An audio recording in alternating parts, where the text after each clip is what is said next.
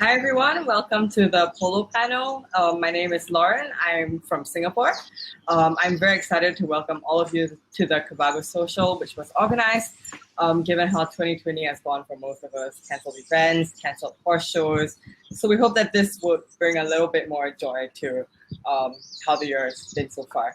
So this event was really organized with the intention of uniting horse lovers and equestrians from all over the world, sharing our love and passion for horses, regardless of our backgrounds or discipline. And besides that, Cavago is also very delighted to announce the launch of our app, where many of us gathered here today will be able to access horse facilities from all over the world that we once never knew of. So before we kickstart the discussion, I just wanted to let all of you know that a continued conversation in the session's chat function is very encouraged, even after the session ends, but we'll have to end the session on time, unfortunately, because we need to allow the next one to start on time as well. But now I'm just very excited to introduce you to all these wonderful polo players here. And to kick things off, we have Rebecca Walters with us, who is a top international female polo player from the UK. And she's played matches around the world and is currently in Argentina for the Argentinian Open. Next, we have Naomi with us, who is a German polo player, and she also considers herself a health advocate and an entrepreneur. We have India Parker Smith, who is a dedicated polo coach from the UK. And she actually holds online training sessions on our platform. So check out Chuka Wellness for more details on the Cavago app. We also have Patrick, who's also from Singapore. He is the owner and founder of Colts Polo and Riding School. And very interesting background. He is an ex-banker turned polo entrepreneur. Colts Polo and Riding School is the biggest polo riding school in Southeast Asia. So if you're in the region, if you're in Singapore, be sure to check them out. And last but definitely not least, we also have Pamela with us today. And she's the editor-in-chief of Polo Lady magazine. And that brings so many exciting perspectives to the table. But so to kick off the discussion, I just wanted to start with asking Naomi, and it's a question that would pertain to a lot of people here. How did you get into polo? What inspired you to pick up this sport? First of all, hello everyone. I'm very happy to be here today. So actually it's a pretty long story. Like 15 years ago or something, my dad had a really bad accident playing football. And the doctor who operated him was actually a polo player here in Hamburg in Germany.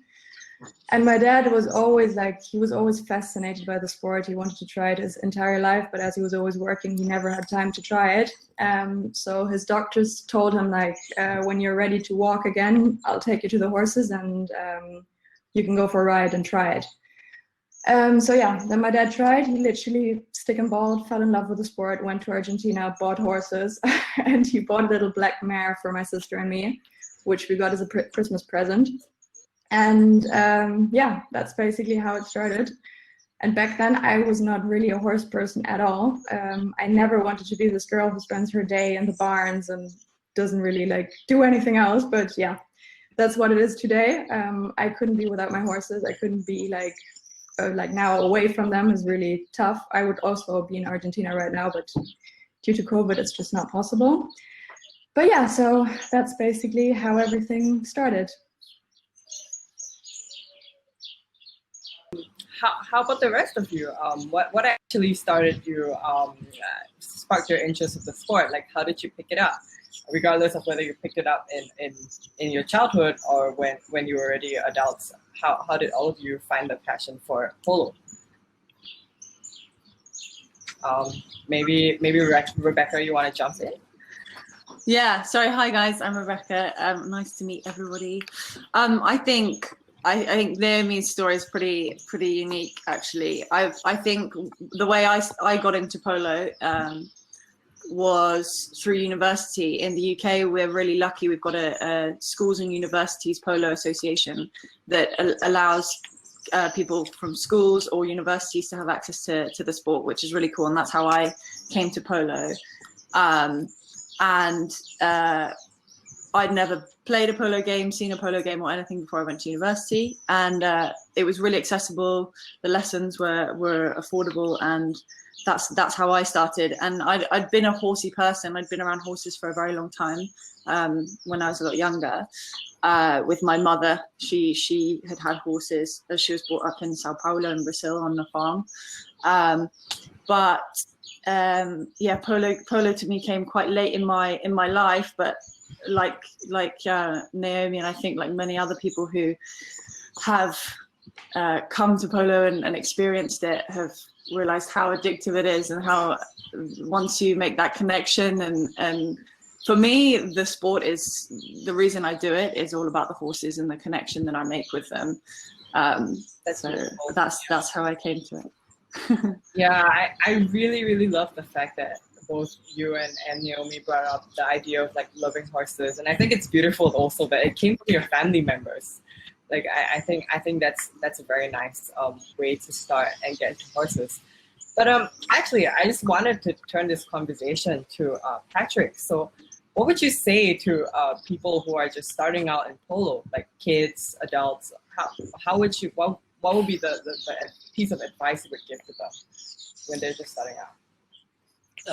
Well, I guess for people that haven't had a background in horses, sometimes it may look or feel daunting to dealing with these big animals that you're surely not going to control by strength. You need to learn how to deal with the animal itself. So you have to get, let's say, past the fear factor to start. Many people are afraid of getting on a horse or dealing with a horse when they haven't had experience with it. Children are a little bit different because they haven't had that much experience with anything. Exposure to new things is something that comes natural. But actually, the way that we try to embed what we do and what the love for the horses and polo is actually to make it obviously safe.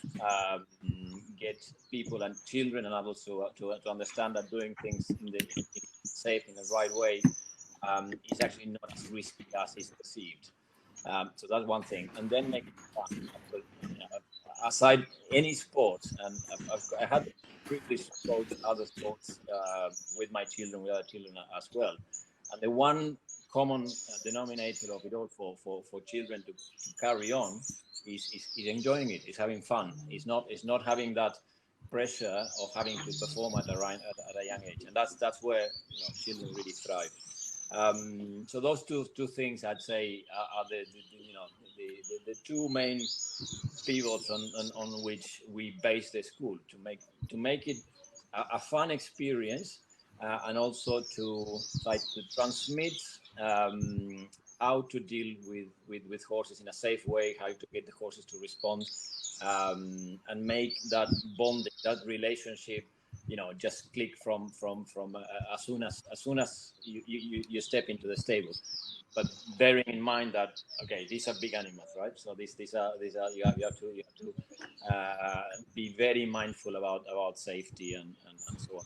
And I think probably the advantage we have in polo is that polo ponies are so tame, so easy to deal with, perhaps easier than in other disciplines. We have a lot of people that come from other disciplines, and the horses are different breeds. They're different horses, and polo ponies are naturally very docile, very tame. The temperament is quite conducive to loving a horse very quickly. Right. I agree with that as well. I also see a lot of ex-polo ponies. I think you'll agree, Patrick. A lot of ex-polo ponies go to rehabilitation, get sent into rehabilitation for people, and also if people are looking for a nice quiet hack or a nice quiet pony, polo ponies are perfect for that. So it's really nice to see them rehomed in their latter years to nice homes as well. So absolutely. I completely agree with that. I mean, I've never really worked closely with a polo pony, but I think they're very tame and very, very sweet. I actually just wanted to connect this conversation to a question that came in from Janet. She asked about efforts being made to improve horsemanship and horse welfare in the polo world.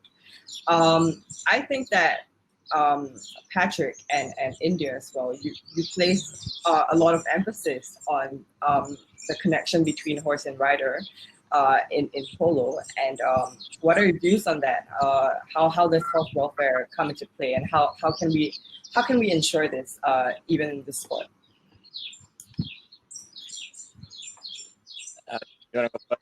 Well, I would say sorry, Patrick, you go first. No, it's okay. Go ahead.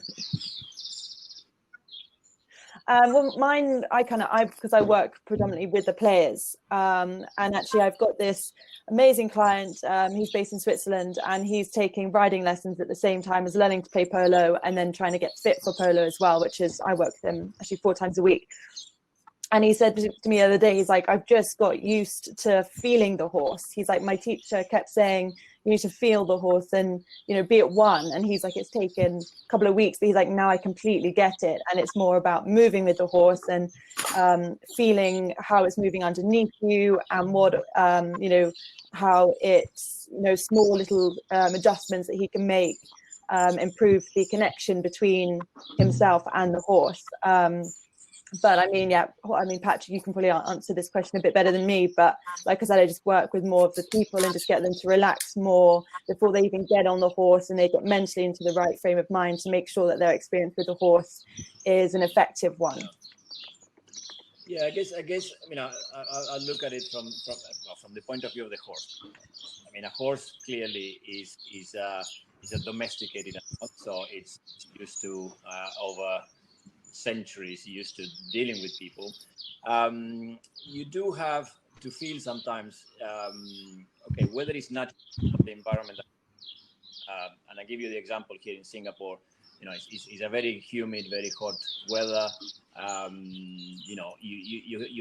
If you think whether the horse has been naturally designed or genetically designed to live in this environment, you may say, well, they would adapt and so on. I guess when we look at when we think about the well-being and the welfare of the horse, we think about how can a horse be happy, and this may seem like a silly question because a horse, what we use a horse for is to play polo, to exercise, to do what we do, but actually the horses tend to perform best, and maybe Rebecca will attest to this. When the horse is happy, when the horse has, let's say, a bit of its free time in the paddocks, yes, it's in training, yes, it's well fed and so on, but you give the horse enough time to, let's say, recover after a match, or you prepare the horse well for a match. You don't overwork it. You are very much in tune with what the horse requirements of feeding and vets and so on are, but letting the horse also be a horse as much as possible within competition. At the school, we actually spend a lot of time with children and students dealing with the horse outside of, let's say, the riding or even the stables. Just getting people to understand that a horse needs is free time. Horses naturally are not meant to be living in a stable, for example. So, they have to live in a stable because they have to. But the horse needs its own leisure time, and it also helps, in my experience, that leisure time for recovery of injuries. My father used to say the best fix for a horse is called chronotherapy, meaning needs time to recover, let the horse go, be in the farm. And well, in Argentina we have lots of big farms and horses live happy there, which may not be the case in some other parts of the world. But in my experience, when you have an injury with a horse, that's the best way that the horse recovers in its own time, and then after it has its leisurely time to recover, you bring him back, and it's much better that treat a horse or try to push the horse to recover faster. In my experience. Yeah, Patrick, I really agree with that, and I'm sure a lot of us resonate with those views because, like a healthy horse, a happy horse makes the sport something valuable, and without a happy or healthy horse, there's nothing you can really do. Like you also don't feel good about yourself if you don't ride a horse that's actually enjoying its job as well, and that's a view I definitely resonate with. Yeah. I actually just wanted to turn the conversation a little bit to the idea of like we were talking about empowering horses, empowering riders, and I wanted to turn this conversation to Pamela and about being the editor in chief of the Polo Lady magazine. How do you feel that? How do you feel that the magazine has helped to empower women in this sport? I know that it's traditionally thought of as a rather male-centric sport, but do you think that your magazine has helped to empower women in polo?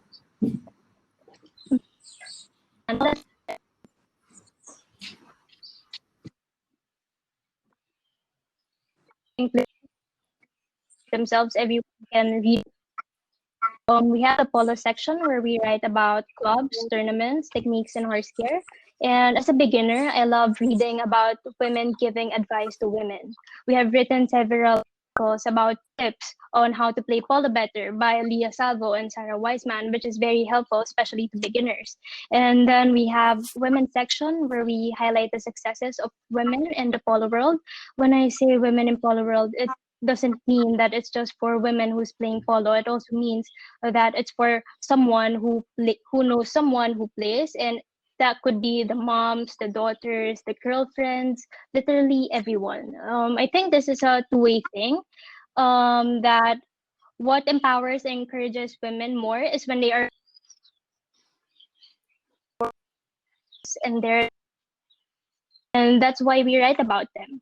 And the second reason is the effect it would have on our readers, knowing that if you read something about a successful woman, there's no doubt you want to be a successful woman in the field as well. Knowing that these women that you look up to also have their personal struggles also helps empower you within. You know, like knowing that other women also fell off a horse lots of times and cannot even hit a ball in canter before they even have a 9 goal handicap, for example. That helps in fueling their passion for the sport and inspiring them throughout their journey. We actually also have written about Naomi's polo journey a few years ago, and personally, I found it very useful, especially when I was beginning to play polo. And then we have the lifestyle section where we discuss everything about polo ladies' life. We have about fashion, beauty, fitness, destinations. And as for me, fitness helped a lot because my personal trainer doesn't even know about polo fitness. So recently, we collaborated with India for some routines that we can write about for the winter season. And the lifestyle section is also helpful because we have a destinations category for polo players because we are basically travelers. We travel the world to play polo, like Rebecca. She travels around the world and she's now in Argentina. And we have destinations category in the magazine to help guide players and everyone who wants to train, who just wants to ride, who wants to have adventure, and where to go riding. There's simple yet very informative stories that's perfect for everyone.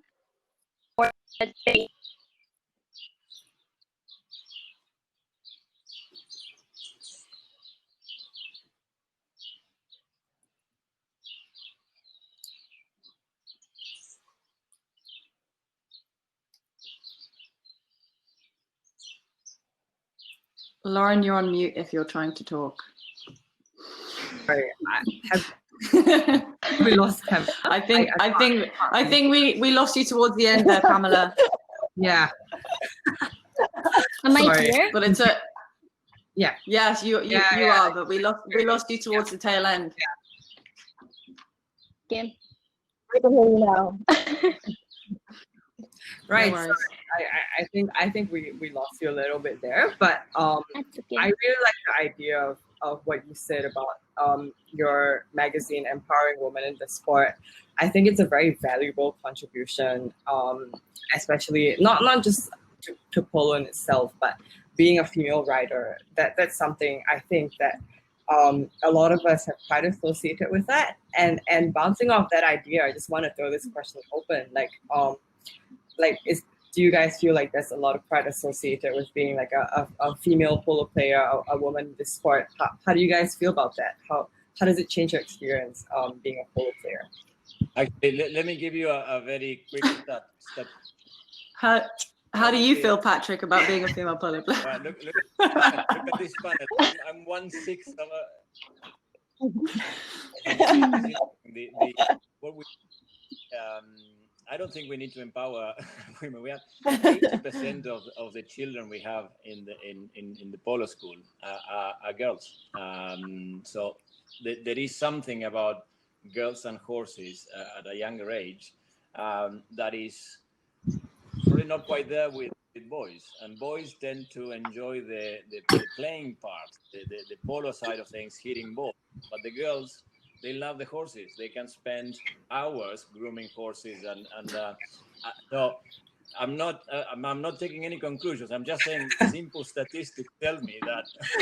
I agree with you. That was why I started being involved with horses. So No, I for think. sure. But also, I think that women as well in the horsey world are quite hardcore anyway. Like for any female to get into polo, you've got to have a bit of a backbone and be physically quite forthcoming. Like I'd say, the females I train, they're all very hardcore. If anything, they train harder than most male players that I train, including Rebecca here. She's a machine when we're doing our fitness training. So now I say that women are equally as hardcore as men in the polo world.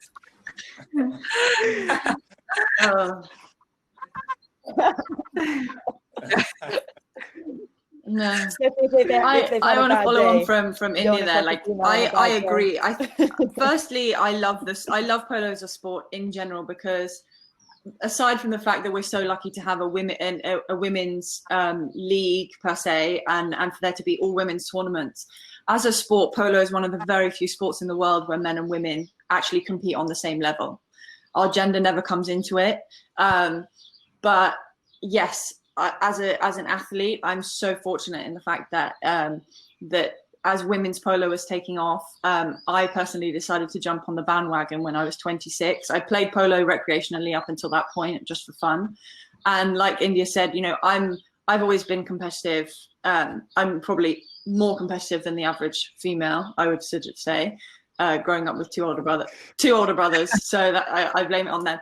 But so I really took the opportunity at the time to jump on the bandwagon and said, look, I can make my passion, my passion that my polo, my job. So I just absolutely grabbed the bull by the horns and went for it. And it was the best thing I ever did because it's just offered. I think women in the sport, I love it. I love the sport and I love competing and I love the horses. But for me, what I found, and especially in the more previous years, is the fact that I'm able to empower either women of my age, older, and more so younger girls that are coming through with, like you said, Patrick. There's 80% of your riding school at grassroots level are female. I think that's probably the case in most equine disciplines. But once the men realize there's a competitive side to it, they're the ones that actually then that's when they get into the sport and potentially overtake the females. But I love that the sport's offering us to professionalize in polo, and I thought I consider myself so lucky, and any passion and support I can offer women of all ages, that's what seals it for me. I mean, I love the sport, absolutely, but I love nothing more than passing on my skills and my knowledge to other people and other females in the sport. Yeah, Rebecca, that's very, very, very inspirational to hear, especially like knowing your work with the Ladies Polo Foundation. I think empowering women in the sport is something very inspirational. And Patrick, I'm sure you have a role to play in that as well. Like, I don't think you have to be a woman in the sport to empower like younger girls to pick it up, to move on to be competitive. I think that we all really play a role in this, and I'm very glad to be part of this conversation as well. Yeah, So absolutely. yeah. I mean, I just wanted to pick up on that actually.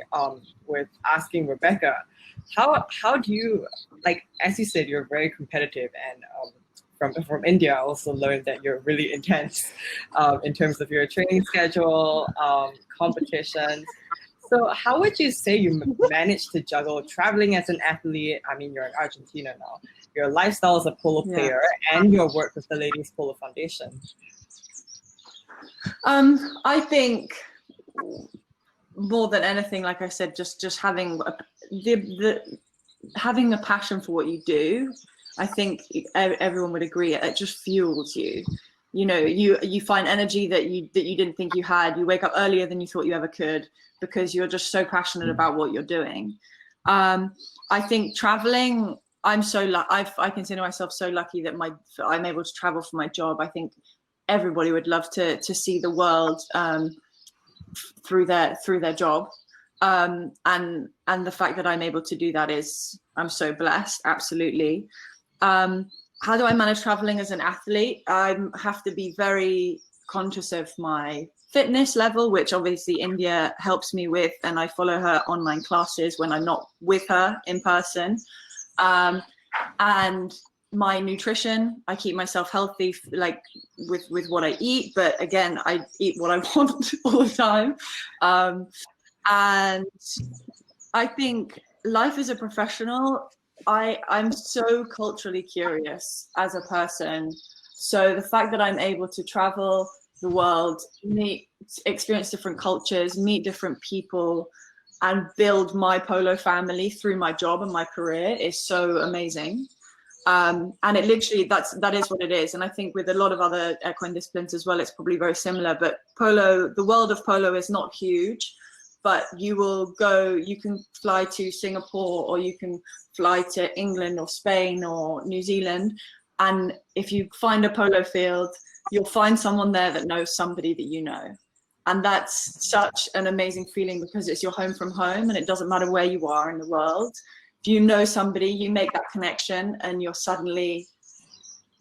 comfortable in your surroundings that you could be anywhere in Asia or anything, and it's just this amazing family vibe.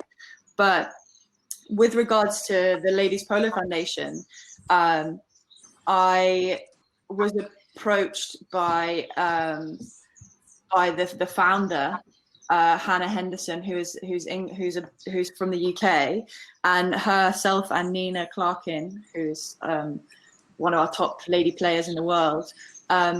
They kind of came together and realized that ladies polo, that there was a bit of a drop off, right, school and university level. That girls, we obviously were focusing on women at the time, and are focusing on women, but if there's any way we can support men's polo, or at least use the framework that we have built into men's polo, amazing. But what we do is we host, we wanted to look at how we could give opportunities and give affordable coaching to women in the sport. How could they improve themselves without having to pay a lot of money to have an individual coaching session with a pro or what have you? So what we decided was, we as professional players, about 4 or 5 of us professionals got together, and along with India as well, who's involved and comes. And what we do is we host training days, and those training days are super affordable. And we offer our time for free as professionals, and coach these young girls or older women or women of my age, and give them tips and tricks, and teach them things that they would never get access to unless they had an individual private session with a coach. And they also get to meet other women who are in the sport, and thus building their polo family either from scratch or just broadening it for them. So it's a really cool concept, and we have support from a couple of brands as well that help us with making the days affordable. So it's really exciting, and I think I recently qualified as a I've qualified as a coach. I'm just finishing my coaching for polo, and I think that for me is, along with how I feel about the sport and just empowering other people, I think that's definitely the route that I'm going to be going down for a lot more, because I just love coaching and love sharing my passion for polo.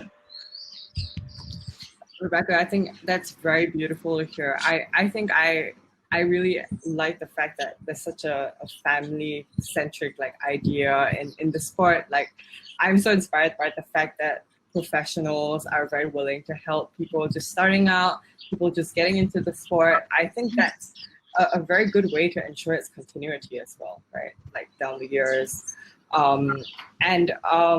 Yeah, but I actually just wanted to tie this to a question that came in the chat from Ashley, who is asking, what are some ways that you can keep up your polo skills when you no longer have access to polo facilities or communities, either due to COVID or other reasons? And I wanted to make this connection because I think, Rebecca, you were talking about support, and I think this question is very related to support, but from a distance. So what do you all think of that? I'm throwing this question open.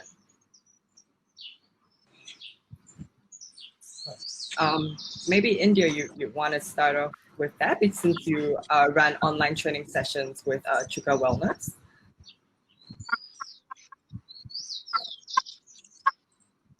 Yeah, so I mean, because my stuff's more fitness based, when it comes to, if you want to keep your polo skills, you know, staying strong and fit and stable, and improving your movement patterns for polo, then there's well, my thing is online. So I have my virtual equine fitness hub. And then basically within that, you've got loads of different polo specific routines that you can follow along with, mobility routines, stretching. So obviously with COVID, it's kind of messed everything up, but there's loads of online resources in that sense. But like I said, all my stuff's always polo specific. So when it comes to wanting to improve your accuracy and your strength in your swings, then fitness is a good thing to kind of put into your routine there, I suppose, when it comes to your polo skills. And then a lot of my stuff I do with a foot mallet as well. So I get people balancing, Rebecca's very good at it, on a Swiss ball with a foot mallet. And you just practice staying, trying to stay on top of the Swiss ball and doing loads of different swings. So that's a fun way of staying fit in that sense when it comes to the fitness side of things. But yeah, I think foot mallet's the best way. If you have a couple of balls, foot mallets, and you can do loads of different skills, fitness and non-fitness there. But yeah, fitness-wise, I've got loads of online resources. My Instagram is full of fun things and that I can help advise people on, and you'll get to see a few videos of Rebecca on there. I think there's a few fails of videos of Rebecca on my Instagram as well, actually.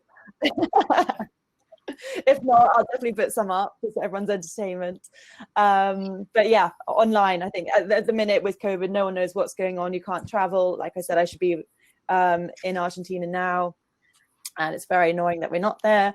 But yeah, I think online resources, I would take full advantage of those. Sorry, just picking up on India's comment. We well, necessity dictates sometimes, but as soon as we started with the lockdown here, we actually started doing as a bit of just to keep the community together, online lessons, and we were sort of demanded more and more to the point that we were doing.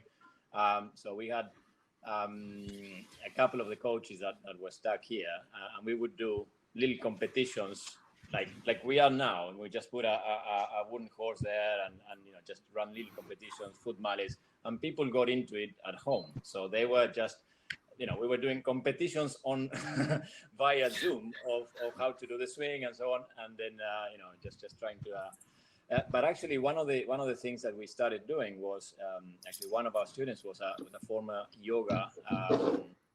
So I asked her to sort of create a routine of stretches and warm up for polo that we now are using regularly.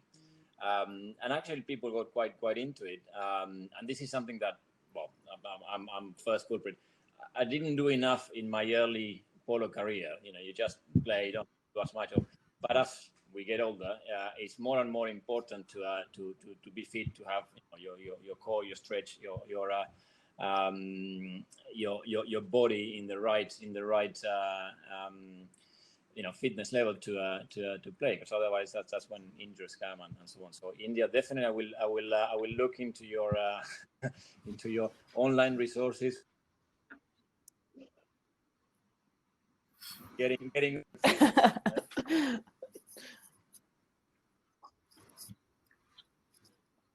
Definitely. Yeah, or I can take you for an online one-to-one session and completely boost you, Patrick, until you're on the floor. Yeah. Sorry. No, go ahead, Patrick. Yeah. I'm looking at some of the commentary on the panel, and I find one interesting actually that I'd like to address, if I may, about polo being a rich people's sport. I think there is okay, that it's a valid perception, and I think historically has been very much like it. But I mean, if I tell you a story from my background is well, in Argentina or countries where there's lots of land, let's say the affordability of the sport of polo or sports with horses is higher. I mean, relative to the country's cost of living and so on, you can play.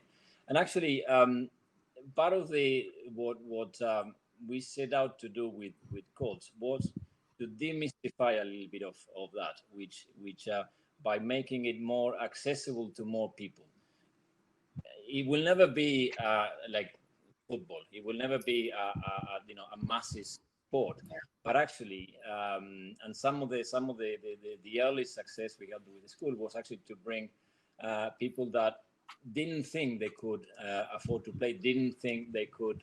It was for them, but we sort of managed to demystify by creating a platform where you can come play, make it easy for people to learn, and then they realize that actually the difference in cost of playing polo with certain infrastructure and other sports wasn't that different.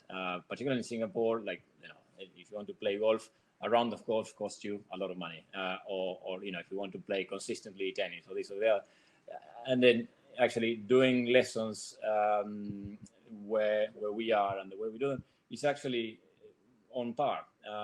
So I think there is something to say about the accessibility of the sport. There's a lot of perception about this surely is not for me. Only the royals play, only this play because they have lots of money. But actually, there are ways to get yourself into on a horse and playing everywhere. I lived in England for many years.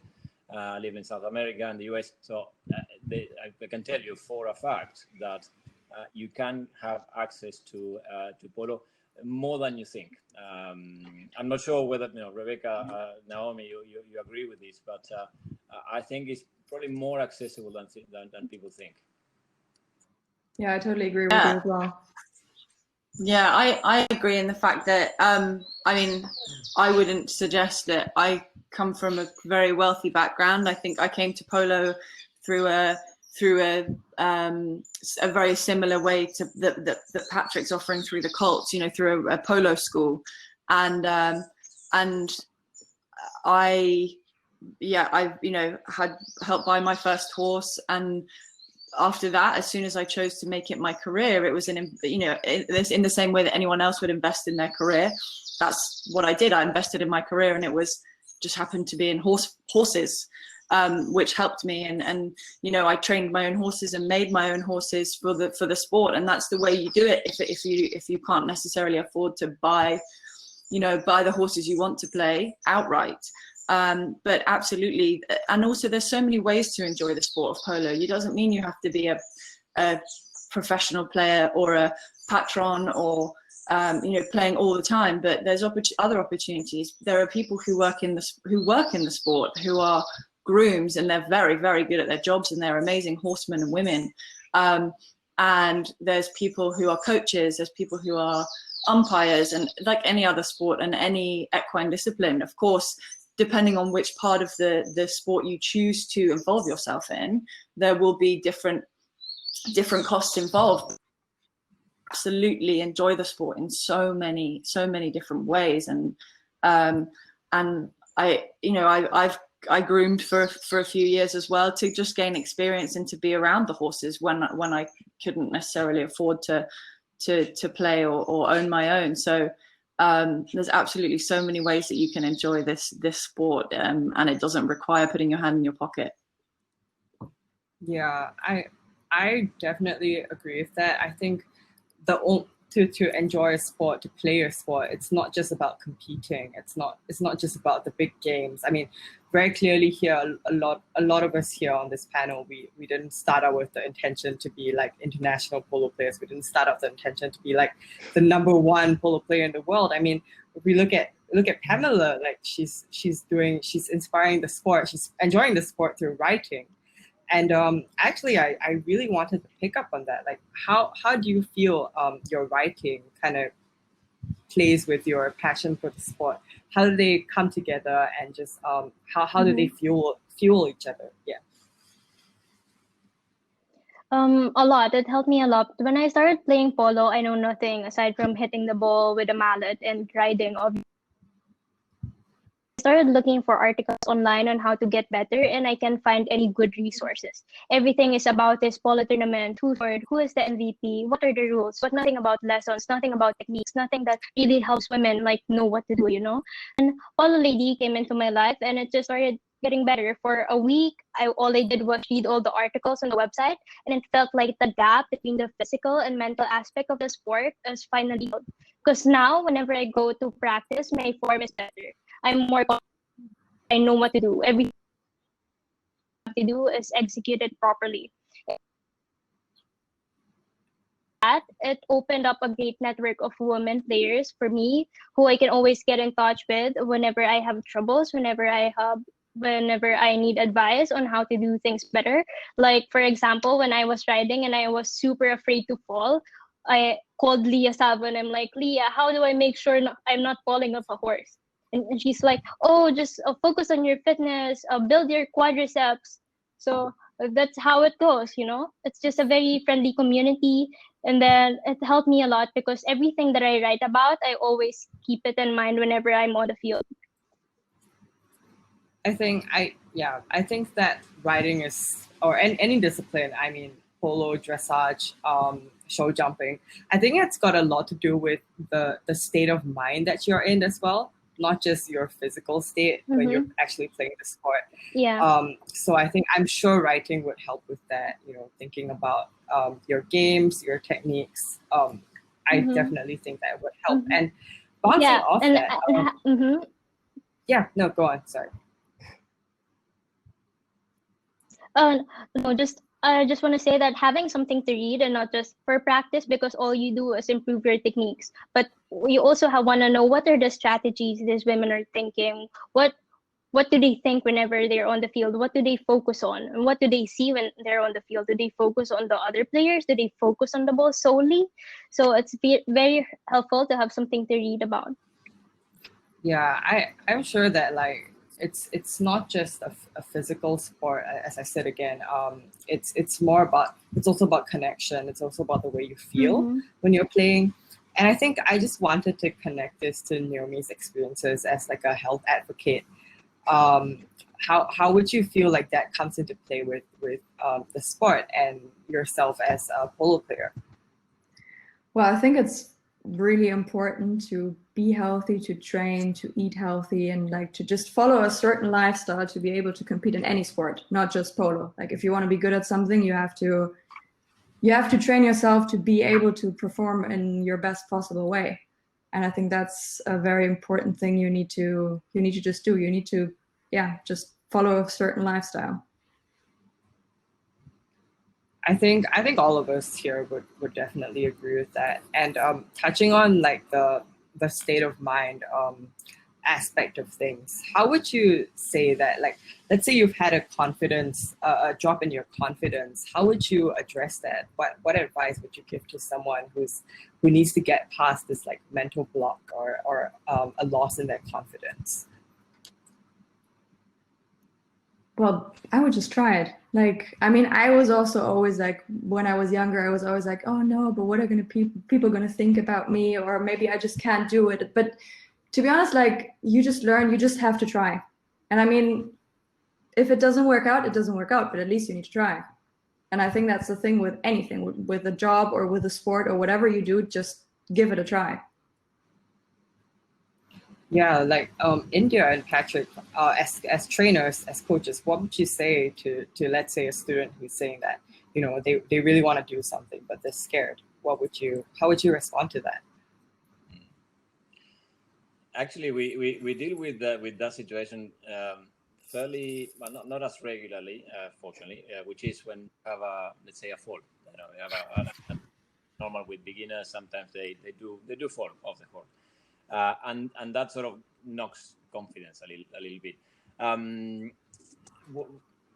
What we do is two things. One is actually, well, get them back on the horse immediately. So without delay, as soon as they obviously they're not injured and unfortunately, not children falls are small and right in arena, so it's quite safe.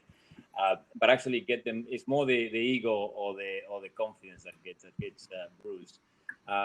Get them back on the horse immediately, because the longer you leave it, the more that fear grows in people's minds over time. So if they leave and then they maybe next week they don't want to come back because they already have a bad memory of it, and it gets bigger the longer you leave it. It's more difficult to sort of conquer that fear. Whereas if you do it immediately, is even if you are a bit shaken, okay, it's the sense of accomplishing or getting through that challenge. And the other thing, and which is I find in coaching in groups, well, Polo is a team sport. Normally you have your teammates are encouraging. They normally clap when you get back on the horse. It's a sense of, okay, we're in this together. Maybe we all have fallen at one stage or other. You want to encourage your mates, your teammate to get back on the horse, and in a group environment that works in a positive manner. Whereas that's why we don't coach one-to-ones. By philosophy, we don't coach people on one-to-one, because we think it's too much pressure on what, when you focus your attention on one person, and it forces that person to deliver, or they put themselves under pressure on themselves. So we rather just let people, push their own boundaries in their own time, create a healthy competition, because it does. They particularly children, they want to show their buddies that they can do this faster or better, and then they all start trying to follow the leader and to try to better themselves. So those two things, I think is what I would say from our experience works. Is conquer that fear immediately, or try to conquer that fear immediately, and then use the group learning environment and support that a group has in a positive manner. Just actually actively, tell the others, oh great, little John here or little Janet just fell. Let's encourage her to get back on the horse. And then that sense of accomplishment is very rewarding to see when you're coaching, because you know that you made a little difference. You know that you helped that student to conquer that little fear. And it's very, very rewarding.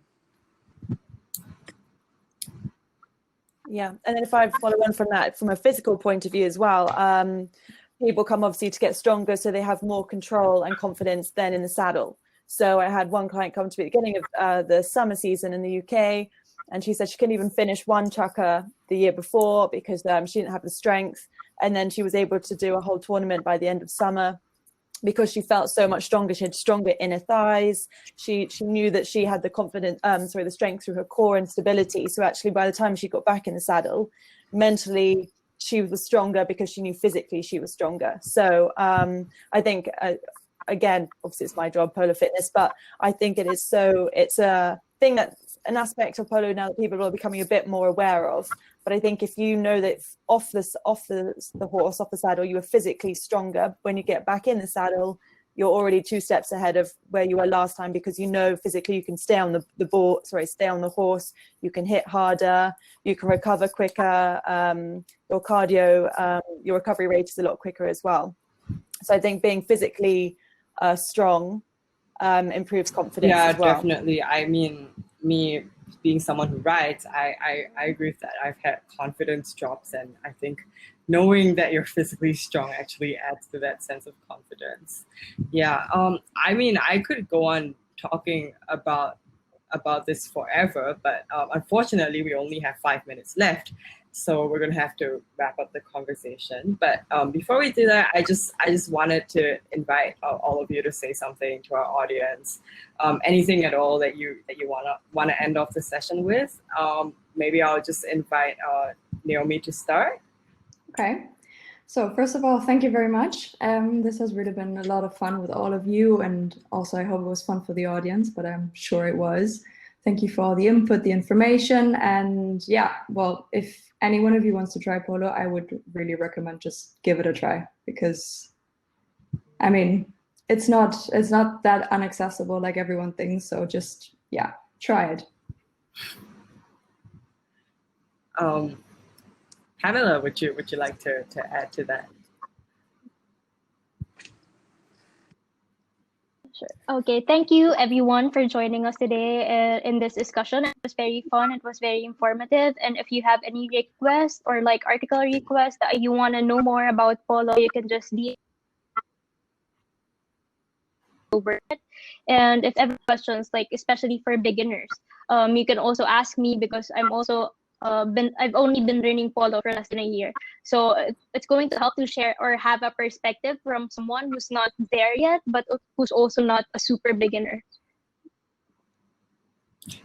And one more thing. I think go on, Pamela. Sorry. Okay. Polo Lady will be publishing our first print magazine by December, so I hope you watch out for it.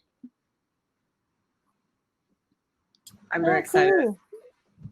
I think to respond to the person, Rox, I think asked a question about polo books or magazines where ladies who are interested, beginners can get a grasp on more important information that they need to start the sport. I think Pamela's Polo Lady magazine would be the perfect place to go for that. So India, over to you. Would you like to say anything? Well, again, thank you so much to everyone who's tuned in, and thank you, Lauren, for kind of leading the whole thing. It's great. If anyone does have any questions on Polo Fitness, I'm now going to go into a booth, which I think is on the Expo tab. Correct me if I'm wrong. It is. But I'll be over there if anyone has any questions or anything. And again, I've got the online virtual fitness hub, so there's loads of online resources for workouts and nutrition stuff. So yeah, hop into there and I can see everyone over there to answer your questions. Great. Patrick, would you like to add anything? Sure. Obviously, well, this group is completely biased towards the sport, and we will all pitch and say the sport is great. But actually, the one thing that I would say that it is true is one of the few sports that you can actually play genuinely as a family. And again, one of the things we set out to do is to get families to play polo together, which is what I experienced when I was a child. And today, 20, 30 years later, I'm playing with my children, with my daughter, even my wife got into the sport. And we can all have a great time together with all the family. It's something that you can really share, a sport that you can share as a family, which is what it, let's say, I sort of, from a young age, I took from the sport. It's a great bonding for you get to greet people all over the world. It's a passport to the world, playing polo, as we know. But actually more closer to home, you can really enjoy it different to other sports that perhaps are more individual, and even other equestrian sports that are more individual focused. This is a group sport that has given me a lot throughout my life, and a way of giving back is to coach it for families, which is what we do. So I encourage everyone to do that. Thank you very much, Cavago, for inviting me to the panel. Thanks, Lauren, for moderating, and hope to see as many people getting on a horse with a polo stick in the hand as possible from now on. Thank you, Patrick. I mean, I would love to try polo someday. I've never actually tried myself. Well, you're on the hook. So you're in Singapore, you must try. I will definitely try. Yeah, and just to close everything off, I just want to invite Rebecca to say a few words, and yeah, to end the session. Well, thank you. Like you all said, thank you so much to Cavago for allowing us to have this platform to share our passion about the sport and show the involvement at so many levels, from like an entrepreneur to a coach and a personal trainer. There are so many other aspects to the sport as well. If anyone's got any questions for me personally, the best way to kind of contact me is via my Instagram handle.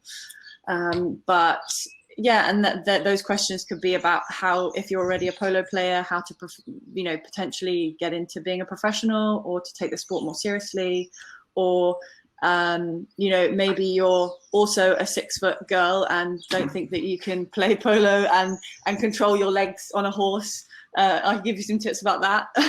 And otherwise, if anybody has any just questions about being about getting into the sport, or any coaching, or want to do any like videos or anything like that, I'm available to do lessons over Skype or something, or any other, of course, other platforms are available. But yeah, it's been really nice. And if anyone has any questions, like you can see, we're all super approachable people. And I know the world of polo can seem quite closed and quite cut off if you're not part of it immediately, but absolutely, it's not that way at all. We're all very approachable people, and I am always there to answer any questions anyone has, male, female, or otherwise, I'm be happy to answer. So thank you again, Cavago, and may the 30 of you or more that were on the call, if you're not already on a polo pony, hopefully you will be at some point in the future. Thank you, Rebecca. Yeah, I hope that we're all going to be on polo ponies someday, and get a chance to try the sport. Yeah, so thank you everyone for attending this panel. It was a great discussion. Feel free to leave anything you want to say in the chat function, because this goes on even after the panel has ended. But stay tuned for our show jumping panel, which is up next within the next 15 minutes. And yeah, I'm just very excited to see all of you at the Cavago Social, and I hope you enjoy your time that you spend here. Thank you. Thank you. Thank you. Thank you. Bye. Thank you very much.